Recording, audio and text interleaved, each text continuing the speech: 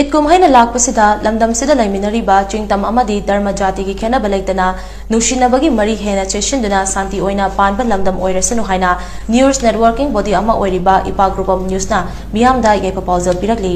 networking body ashigi founder president Saidur Maivamna kudek piduna thadorokpa yai facharol asina hai miyam puna pangthokadoriba itki thoram ashina lamdam sigi tongan ba fur mashagi marakta nushi chanabagi proposal piba kumhai ama oirasanu haina so charol asina makatarakli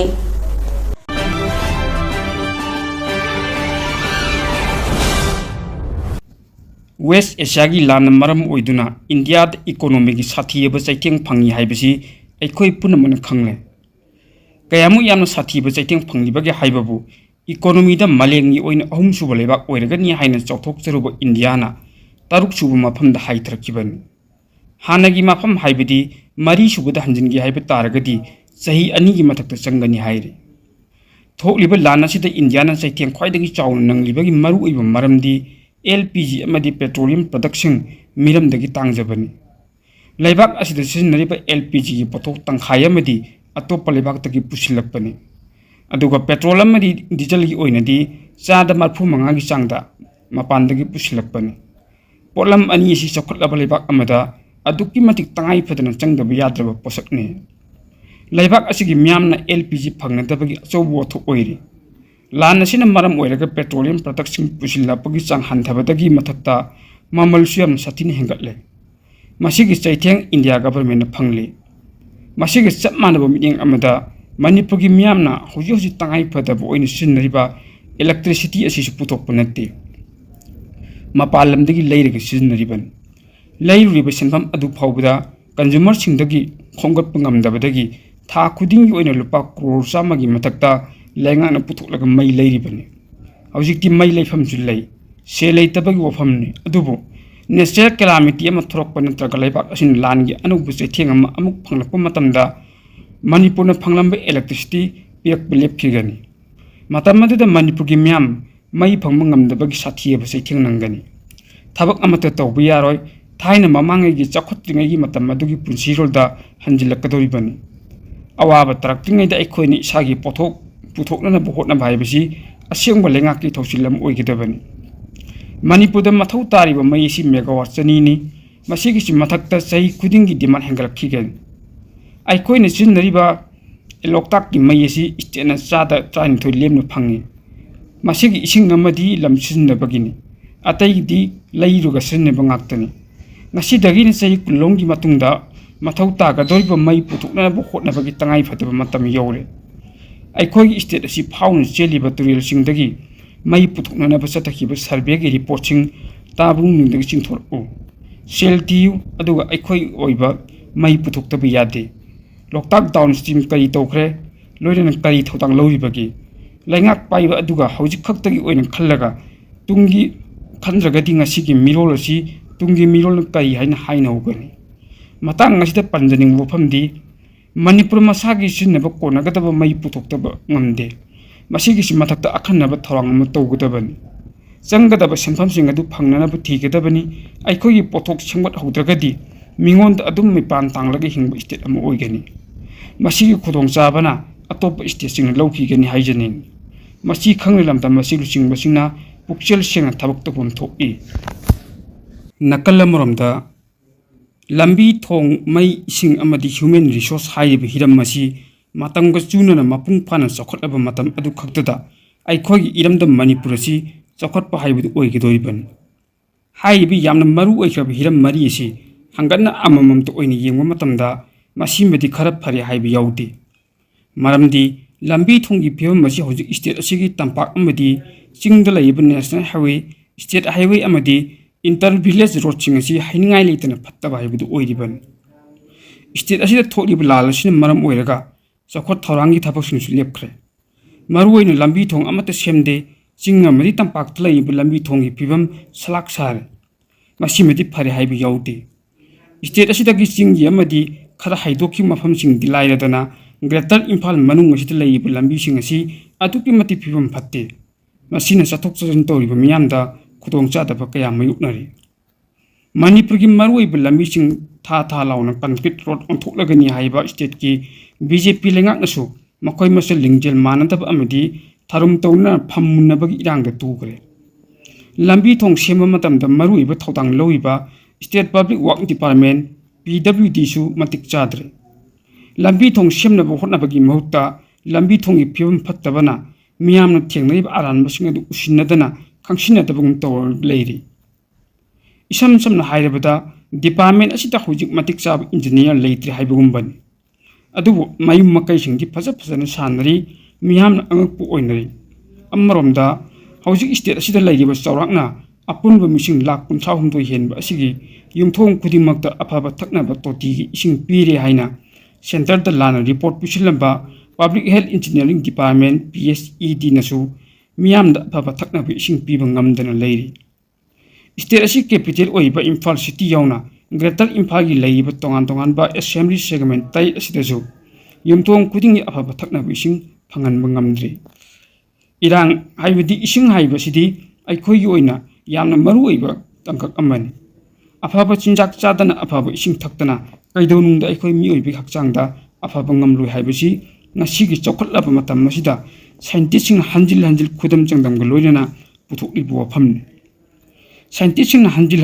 ꯈꯨꯗꯝ ꯆꯥꯡꯗꯝꯒ ꯂꯣꯏꯅꯅ ꯄꯨꯊꯣꯛꯂꯤꯕ ꯋꯥꯐꯝꯁꯤꯡ ꯑꯁꯤ ꯌꯥꯝꯅꯃꯛ ꯃꯔꯨ ꯑꯣꯏꯈ꯭ꯔꯕꯅꯤ꯫ ꯑꯁꯨꯛ ꯌꯥꯝꯅ ꯃꯔꯨ ꯑꯣꯏꯈ꯭ꯔꯕ ꯏꯁꯤꯡ ꯑꯁꯤ ꯁ꯭ꯇꯦꯠ ꯑꯁꯤꯗ ꯃꯤꯄꯨꯝ ꯈꯨꯗꯤꯡꯃꯛꯅ ꯆꯥꯡ ꯅꯥꯏꯅ ꯐꯪꯕ ꯉꯝꯗꯕ ꯍꯥꯏꯕꯁꯤ ꯗꯤꯄꯥꯔꯠꯃꯦꯟ ꯑꯁꯤꯒꯤ ꯃꯊꯧ ꯅꯤꯡꯊꯤꯅ ꯇꯧꯗ꯭ꯔꯦ ꯍꯥꯏꯕꯅꯤ꯫ ꯏꯟꯗꯤꯌꯥꯒꯤ ꯄ꯭ꯔꯥꯏꯝ ꯃꯤꯅꯤꯁꯇꯔ ꯅꯔꯦꯟꯗ꯭ꯔ ꯃꯣꯗꯤꯅ ꯂꯩꯕꯥꯛ ꯑꯁꯤꯒꯤ ꯅꯤꯡꯇꯝꯕ ꯅꯨꯃꯤꯠꯀꯤ ꯊꯧꯔꯝꯗ ꯌꯨꯝꯊꯣꯡ ꯈꯨꯗꯤꯡꯒꯤ ꯑꯐꯕ ꯊꯛꯅꯕ ꯏꯁꯤꯡ ꯐꯪꯍꯜꯂꯒꯅꯤ ꯍꯥꯏꯅ ꯂꯥꯎꯊꯣꯛꯈꯤꯕ ꯑꯗꯨꯒꯤ ꯃꯇꯨꯡ ꯇꯥꯔꯛꯄ ꯑꯣꯏꯅ ꯍꯥꯏꯔꯤꯕ ꯋꯥꯍꯩ ꯑꯗꯨ ꯁ꯭ꯇꯦꯠ ꯑꯁꯤꯗꯗꯤ ꯃꯤꯅꯝꯗꯨꯅ ꯑꯣꯏꯗꯕ ꯉꯥꯡꯗꯨꯅ ꯌꯨꯝꯊꯣꯡ ꯈꯨꯗꯤꯡꯃꯛꯇ ꯑꯐꯕ ꯊꯛꯅꯕ ꯏꯁꯤꯡ ꯄꯤꯈ꯭ꯔꯦ ꯍꯥꯏꯔꯤꯕ ꯑꯁꯤ ꯌꯥꯝꯅ ꯂꯥꯏꯅ ꯂꯧꯐꯝ ꯊꯣꯛꯇꯦ꯫ ꯁꯦꯟꯇꯔꯗ ꯑꯔꯥꯟꯕ ꯔꯤꯄꯣꯔꯠ ꯄꯤꯁꯤꯜꯂꯤꯕ ꯏꯟꯖꯤꯅꯤꯌꯔꯁꯤꯡ ꯑꯗꯨ ꯃꯇꯤꯛ ꯆꯥꯅ ꯗꯟꯗꯤ ꯄꯤꯒꯗꯕꯅꯤ꯫ ꯂꯣꯏꯅꯅ ꯃꯤꯁꯟ ꯑꯁꯤꯒꯤ ꯃꯈꯥꯗ ꯊꯥꯗꯈꯤꯕ ꯌꯥꯝꯂꯕ ꯁꯦꯟꯐꯝꯁꯤꯡ ꯑꯗꯨ ꯀꯗꯥꯏꯗ ꯁꯤꯖꯤꯟꯅꯈꯤ ꯍꯥꯏꯕ ꯑꯗꯨꯒꯤ ꯆꯞ ꯆꯥꯕ ꯋꯥꯏꯠ ꯄꯦꯄꯔ ꯑꯃꯁꯨ ꯃꯤꯌꯥꯝ ꯃꯥꯡꯗ ꯄꯨꯊꯣꯛꯀꯗꯕꯅꯤ꯫ ꯃꯔꯝ ꯑꯗꯨꯅ ꯌꯨꯝꯊꯣꯡ ꯈꯨꯗꯤꯡ ꯃꯤꯄꯨꯝ ꯈꯨꯗꯤꯡ ꯑꯐꯕ ꯊꯛꯅꯕ ꯏꯁꯤꯡ ꯐꯪꯍꯟꯅꯕ ꯍꯣꯠꯅꯕꯗ ꯂꯣꯏꯁꯪ ꯑꯁꯤꯅ ꯅꯥꯊꯩꯔꯒ ꯆꯦꯟꯕꯁꯨ ꯌꯥꯔꯣꯏ ꯍꯥꯏꯕꯁꯤ ꯃꯇꯝ ꯄꯨꯝꯅꯃꯛꯇ ꯅꯤꯡꯁꯤꯡꯒꯗꯕꯅꯤ꯫ ꯑꯃꯔꯣꯝꯗꯁꯨ ꯑꯩꯈꯣꯏ ꯃꯤꯑꯣꯏꯕꯅ ꯍꯤꯡꯕꯗ ꯃꯔꯨꯑꯣꯏꯅ ꯃꯅꯨꯡꯗ ꯂꯩꯔꯤꯕ ꯑꯁꯤ ꯃꯩꯅꯤ꯫ ꯍꯥꯏꯔꯤꯕ ꯃꯩ ꯑꯁꯤ ꯍꯧꯖꯤꯛ ꯁ꯭ꯇꯦꯠ ꯑꯁꯤꯗ ꯄ꯭ꯔꯤꯄꯦꯗ ꯁꯤꯁꯇꯦꯝ ꯆꯠꯅꯔꯦ, ꯑꯗꯨꯕꯨ ꯃꯩ ꯃꯨꯠꯄꯗꯤ ꯅꯣꯡꯃꯇ ꯌꯥꯎꯗꯦ꯫ ꯃꯩ ꯃꯨꯠꯄꯗꯤ ꯑꯁꯨꯝ ꯃꯨꯠꯂꯤ꯫ ꯃꯁꯤ ꯍꯥꯏꯖꯤꯟꯕꯒꯤ ꯑꯣꯏꯅ ꯅꯠꯇꯦ, ꯃꯤꯌꯥꯝꯅ ꯏꯐꯣꯡ ꯐꯣꯡꯅ ꯈꯪꯅꯔꯕ ꯋꯥꯐꯝꯅꯤ꯫ ꯁ꯭ꯇꯦꯠ ꯑꯁꯤꯗ ꯂꯩꯔꯤꯕ ꯃꯤꯌꯥꯝ ꯃꯇꯤꯛ ꯆꯥꯕ ꯗꯔꯀꯥꯔ ꯑꯣꯏꯕ ꯃꯩꯒꯤ ꯆꯥꯡ ꯑꯁꯤ ꯃꯄꯨꯡ ꯐꯥꯅ ꯐꯪꯍꯟꯅꯕ ꯍꯣꯠꯅꯔꯤꯕ꯭ꯔꯥ? ꯂꯩꯔꯤꯕ Manipur state power distribution company limited (MSPDCLꯅ) ꯂꯧꯔꯤꯕ ꯊꯧꯗꯥꯡ ꯑꯁꯤ ꯍꯪꯒꯠꯅ ꯌꯦꯡꯁꯤꯟꯕ ꯌꯥꯝꯅꯃꯛ ꯗꯔꯀꯥꯔ ꯑꯣꯏꯔꯤ꯫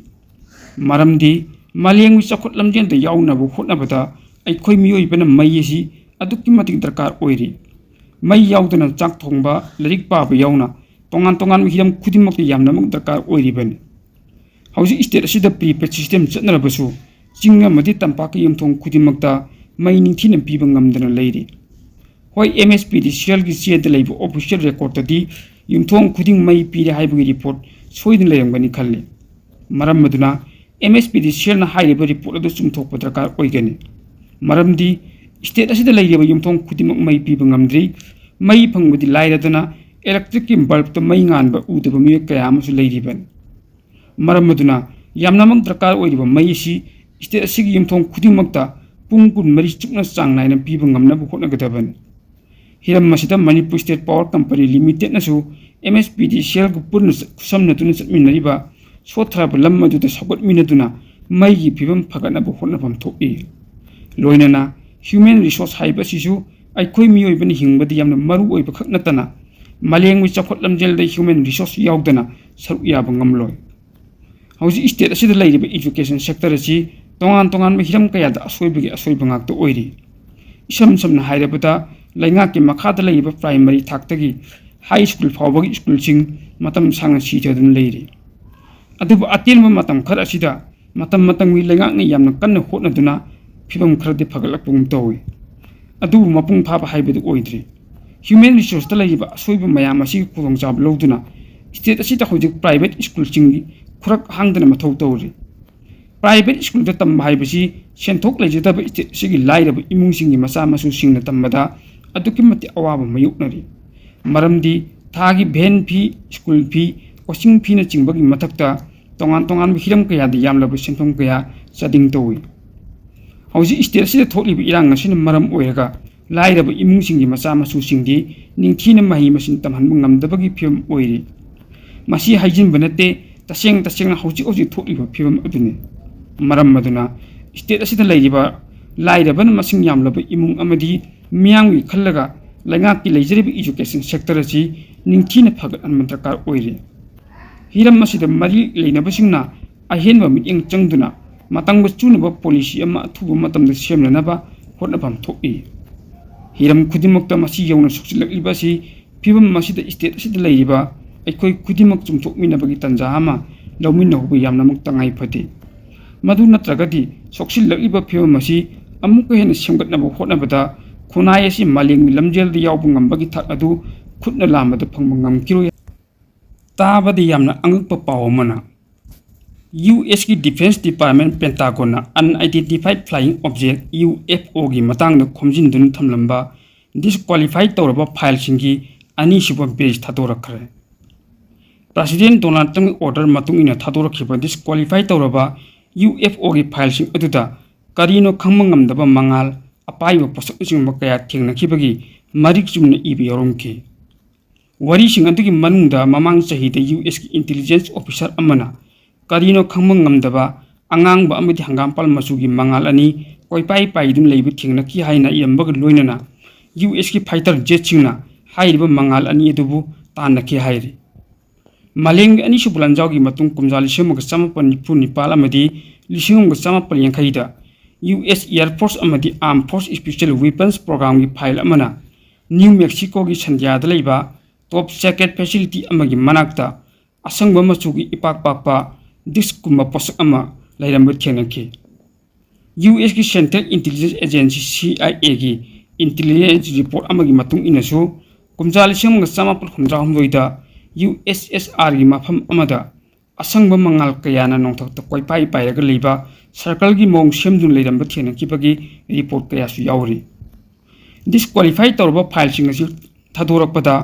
US ꯗꯤꯄꯥꯔꯠꯃꯦꯟꯠ ꯑꯣꯐ ꯗꯤꯐꯦꯟꯁ ꯑꯃꯗꯤ ꯄꯦꯟꯇꯥꯒꯣꯟꯅ ꯍꯥꯏꯔꯤꯕ ꯐꯥꯏꯜꯁꯤꯡ ꯑꯁꯤꯗ ꯄꯜꯂꯤꯕ ꯋꯥꯐꯝꯁꯤꯡ ꯑꯃꯗꯤ ꯌꯥꯎꯔꯤꯕ ꯋꯥꯔꯤꯁꯤꯡ ꯑꯁꯤ ꯍꯧꯖꯤꯛ ꯐꯥꯎꯕꯒꯤ ꯑꯣꯏꯅ ꯁꯣꯜꯕ ꯇꯧꯕ ꯉꯝꯗ꯭ꯔꯤꯕ ꯀꯦꯁꯁꯤꯡꯅꯤ ꯑꯃꯗꯤ ꯍꯥꯏꯔꯤꯕ ꯀꯦꯁꯁꯤꯡ ꯑꯁꯤ ꯀꯔꯤꯅꯣ ꯍꯥꯏꯕꯗꯨ ꯃꯌꯦꯛ ꯁꯦꯡꯅ ꯐꯣꯡꯗꯣꯛꯅꯅꯕ ꯗꯦꯇꯥ ꯂꯩꯇꯦ ꯍꯥꯏꯔꯤ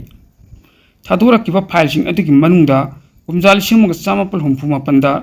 ꯊꯥ ꯂꯩꯕꯥꯛꯇ ꯑꯍꯥꯟꯕ ꯑꯣꯏꯅ ꯃꯤꯑꯣꯏꯕꯅ ꯆꯠꯄ ꯉꯝꯈꯤꯕ ꯑꯦꯄꯣꯂꯣ 11ꯒꯤ ꯃꯇꯨꯡꯗ ꯆꯠꯈꯤꯕ ꯑꯦꯄꯣꯂꯣ ꯁ꯭ꯀ꯭ꯋꯦꯠ ꯃꯤꯁꯟꯒꯤ ꯑꯦꯁꯇ꯭ꯔꯣꯅꯣꯠꯁꯤꯡꯅ ꯗꯤꯞ ꯁ꯭ꯄꯦꯁꯇ ꯇꯨꯝꯅꯕ ꯍꯣꯠꯅꯔꯤꯉꯩꯗ ꯀꯔꯤꯅꯣ ꯃꯁꯛ ꯈꯪꯗꯕ ꯉꯝꯗꯕ ꯃꯉꯥꯜ ꯀꯌꯥꯅ ꯑꯦꯁꯇ꯭ꯔꯣꯅꯣꯠꯁꯤꯡ ꯑꯗꯨꯅ ꯇꯣꯡꯂꯤꯕ ꯁ꯭ꯄꯦꯁ ꯀ꯭ꯔꯥꯐꯠ ꯑꯗꯨꯒꯤ ꯃꯄꯥꯟꯗ ꯄꯥꯏꯗꯨꯅ ꯆꯠꯈꯤꯕꯒꯤ ꯋꯥꯔꯤ ꯌꯥꯎꯔꯝꯈꯤ ꯍꯥꯏꯔꯤꯕ ꯃꯉꯥꯜꯁꯤꯡ ꯑꯗꯨ ꯃꯤꯠ ꯎꯏꯁꯤꯟꯗꯨꯅ ꯂꯩꯔꯤꯕ ꯐꯥꯎꯕꯗ ꯎꯕ ꯉꯝꯃꯤ ꯍꯥꯏꯅꯁꯨ ꯑꯦꯄꯣꯂꯣ ꯁ꯭ꯀꯣꯞꯀꯤ ꯑꯣꯗꯤꯑꯣ ꯔꯦꯀꯣꯔꯗꯤꯡ ꯑꯃꯗ ꯄꯜꯂꯝꯈꯤ UFOꯒꯤ ꯐꯥꯏꯜꯁꯤꯡ ꯑꯁꯤ ꯄꯦꯟꯇꯥꯒꯣꯟꯅ ꯃꯈꯥ ꯇꯥꯅ ꯗꯤꯁꯀ꯭ꯋꯥꯂꯤꯐꯥꯏ ꯇꯧꯔꯛꯈꯤꯒꯗꯧꯔꯤ ꯍꯥꯏꯅꯁꯨ ꯄꯥꯎ ꯑꯁꯤ ꯃꯈꯥ ꯇꯥꯔꯤ ꯃꯤꯌꯥꯝꯗ ꯈꯪꯍꯟꯖꯕ ꯑꯃ ꯏꯄꯦꯛ ꯇꯤꯚꯤ ꯅ꯭ꯌꯨꯁ ꯆꯦꯅꯦꯜ ꯑꯁꯤꯗ ꯇꯣꯉꯥꯟ ꯇꯣꯉꯥꯟꯕ ꯍꯤꯔꯝꯁꯤꯡꯒꯤ ꯃꯇꯥꯡꯗ ꯑꯦꯗꯚꯔꯇꯤꯁ ꯇꯧꯕꯤꯅꯤꯡꯕ ꯃꯤꯑꯣꯏꯁꯤꯡꯒꯤ ꯑꯣꯏꯅ ꯌꯥꯝꯅ ꯆꯥꯎꯅ ꯑꯣꯐꯔ ꯄꯤꯖꯔꯤ ꯃꯔꯝ ꯑꯗꯨꯅ ꯑꯦꯗꯚꯔꯇꯤꯁ ꯇꯧꯕꯤꯅꯤꯡꯕ ꯃꯤꯑꯣꯏꯁꯤꯡꯅ ꯑꯣꯐꯔ ꯑꯁꯤꯒꯤ ꯈꯨꯗꯣꯡꯆꯥꯕ ꯂꯧꯕꯤꯌꯨ ꯍꯤꯔꯝ ꯑꯁꯤꯒꯤ ꯃꯇꯥꯡꯗ ꯑꯄꯥꯝꯕ ꯃꯤꯑꯣꯏꯁꯤꯡꯅ ꯃꯣꯕꯥꯏꯜ ꯅꯝꯕꯔ 9366127201ꯗ ꯀꯣꯜ ꯇꯧꯕꯤꯔꯛꯂꯒ ꯈꯨꯗꯣꯡꯆꯥꯕ ꯑꯁꯤ ꯂꯧꯕꯤꯌꯨ ꯍꯥꯏꯅ ꯏꯄꯦꯛ ꯇꯤꯚꯤ ꯅ꯭ꯌꯨꯁꯀꯤ ꯃꯥꯏꯀꯩꯗꯒꯤ ꯃꯤꯌꯥꯝꯗ ꯑꯄꯤꯜ ꯇꯧꯖꯔꯤ